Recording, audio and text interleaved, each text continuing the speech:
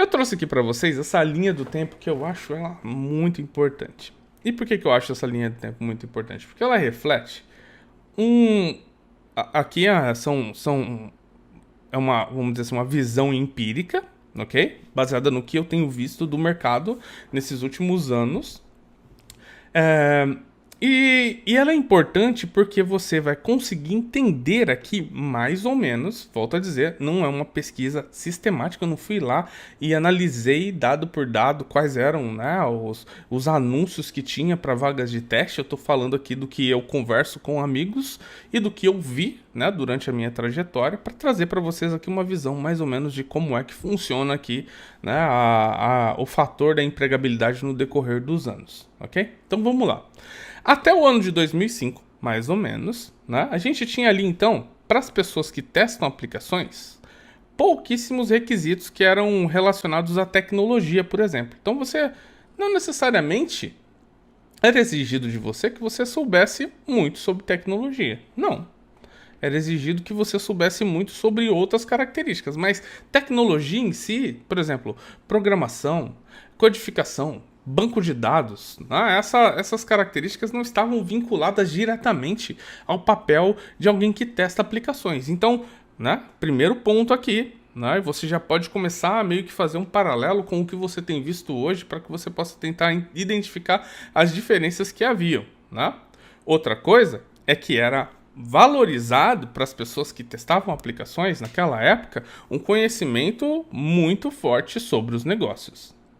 O que acontecia então nessa época? Se você tinha, né, um conhecimento muito forte quanto aos negócios, provavelmente a sua empregabilidade ela seria mais alta. Qual o negócio, Júlio? O negócio da empresa na qual quer te contratar. Então, por exemplo, a gente está falando do e-commerce.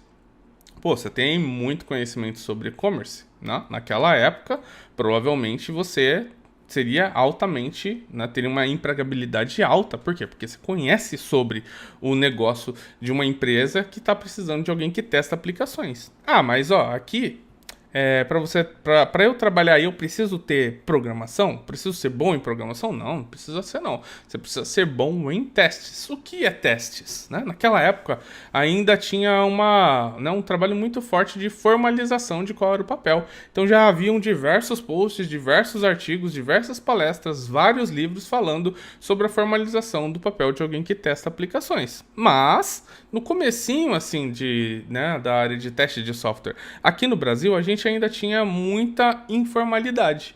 Algumas empresas ainda lutando pela formalização, né, do papel, tentando, né, colocar como sendo claro qual era o papel formal de alguém que testa aplicações, mas a maioria das empresas ainda tratava essa pessoa como sendo alguém que conhecia muito dos negócios. Né? Então, quem geralmente eram as pessoas que migravam para a área de testes ou que tinham um papel acumulado de testador? Era quem? Eram as pessoas que conheciam muito sobre o negócio. Pessoas como, por exemplo, analistas de negócio ou analistas de suporte conseguiam empregos muito facilmente relacionados ao teste de software. Então, a empregabilidade se dava por, na verdade, esse conhecimento muito profundo sobre, né, a área de negócios. Legal? Show de bola. Quando a gente avança ali nos próximos 10 anos, né, a gente vê o mercado, né, a formalização da área de testes como sendo algo que está acontecendo, está evoluindo.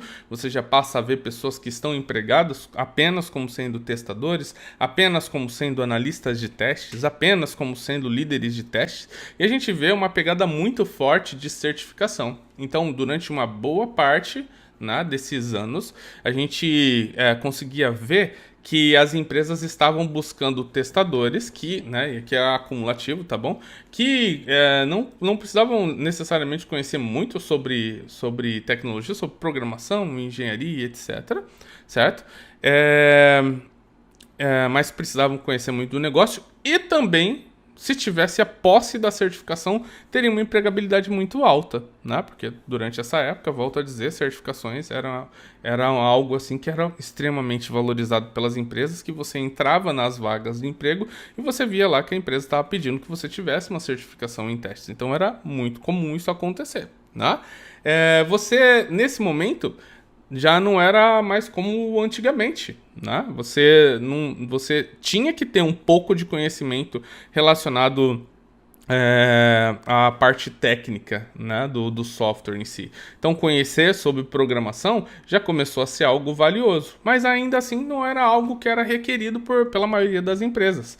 Ainda era algo que poderia ser transpassado por um conhecimento muito forte em negócios e uma certificação. Então, teve um momento, né, dentro dessa trajetória toda em que conhecer sobre né, um negócio em si, conhecer um pouquinho sobre tecnologia e conhecer e possuir uma certificação era algo que tornava você, né, que dava para você uma empregabilidade muito alta. Só que isso mudou bastante, né? Conforme os anos foram passando, e ali depois de 2015 é algo que eu já começo a perceber assim muito mais forte, que é o fato de você ter que ter um conhecimento técnico profundo. Então já não basta mais a gente ter apenas o conhecimento superficial sobre programação, já não basta mais a gente ter um conhecimento superficial sobre o que é engenharia de software. A partir de 2015, isso passa a ser algo que já passa a ser requerido por algumas empresas. Então, saber programar, saber automatizar testes, saber utilizar ferramentas de testes de performance, por exemplo, já passa a ser algo muito mais latente, muito mais, né, requisitado pelas empresas. Então, a sua empregabilidade a partir ali de 2015, ela aumenta, né, com base em quê? Com base no conhecimento que você tem técnico, né? Outra coisa também é o seguinte, lá até 2015 a gente tinha um conceito que era muito utilizado, que era o conceito de segregação de papéis. Testador, analista de teste, líder de teste, automatizador de testes eram papéis que existiam naquela época e que eram extremamente fortes. A partir de 2015 a gente já vê isso diminuindo cada vez mais, né? A gente já vê uma necessidade de polivalência, né? De você ser autogerenciável, de você, como eu disse já aqui em cima, ter um conhecimento técnico muito bem apurado. Por quê? Porque você passa a atuar em times que são times multidisciplinares e que estão jogando todos, né, num contexto, num modelo de desenvolvimento de software bem diferente daqueles que eram utilizados anteriormente, como por exemplo o Cascata, né? Até o ano de 2015 a gente tinha ainda muitas empresas que utilizavam o Cascata como sendo parte do seu modelo principal de desenvolvimento. Mas a partir de 2015 eu já começo a perceber uma grande mudança assim, relacionado né, ao que é mais utilizado pelo mercado.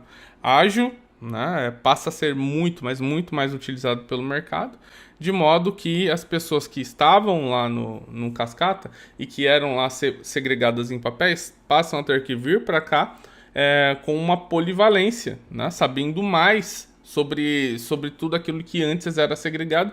Agora você tem que ter tudo num papel só, com mais conhecimento técnico e com outras também soft skills, né? Outras habilidades comportamentais também que eram muito importantes, né? Dentro desse contexto que hoje em dia, né? A gente está falando aqui de 2021, ainda tem sido, né, a grande maioria das empresas o uso de metodologias ágeis, né? Então, para quem está lá dentro, né, desses times que usam um método ágil para estruturar a forma com que entregam um software, puxa, você já tem que ter ali habilidades muito diferentes daquelas que tinha até 2015, por exemplo, né?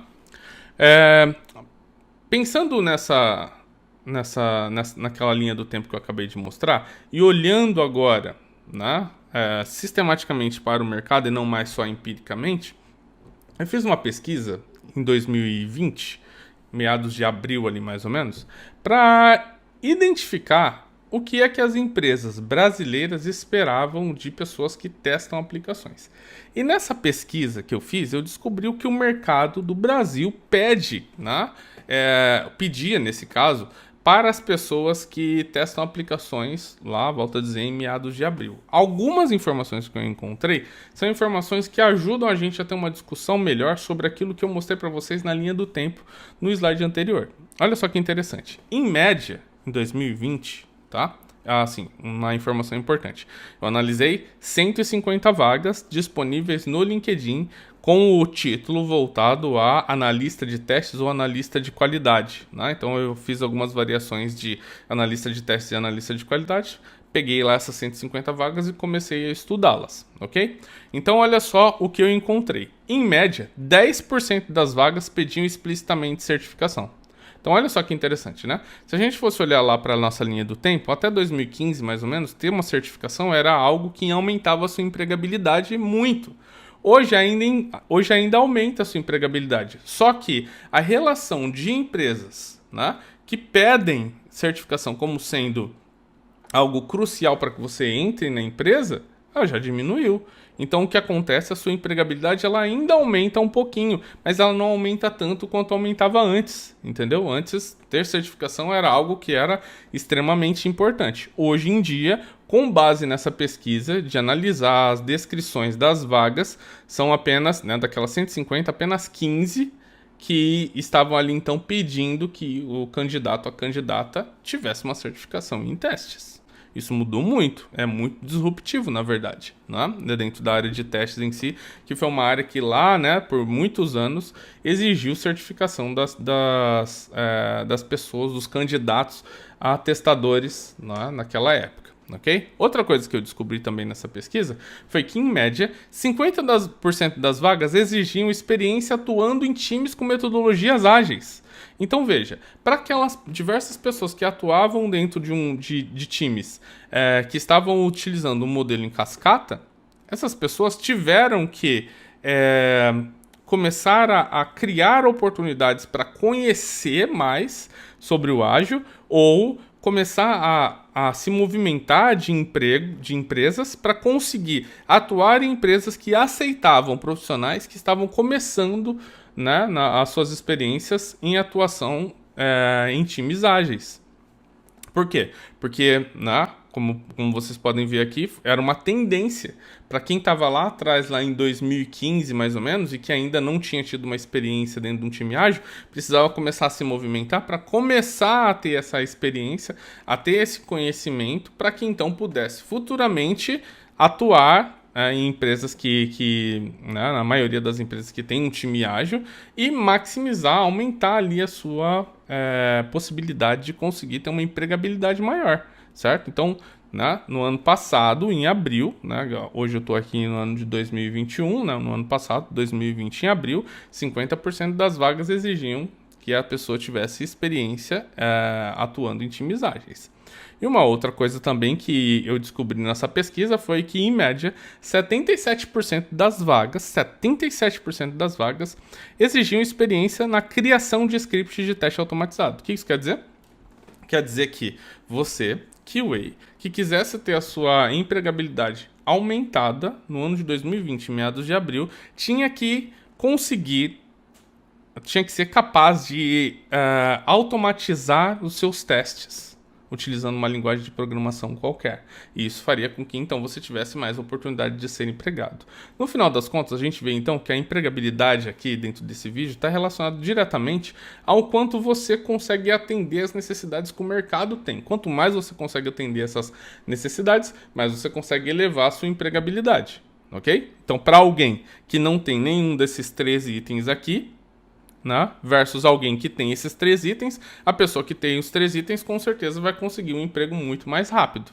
Beleza? Se você gostou desse vídeo, se você curtiu esse vídeo, não esqueça de curtir, né, literalmente clicar lá no botãozinho, comentar e também de se inscrever no canal. Vai ser muito importante ter você aqui junto comigo, acompanhando aqui esses vídeos, para que a gente possa crescer juntos. Beleza? Muito sucesso para você e a gente se vê num próximo vídeo. Tchau, tchau.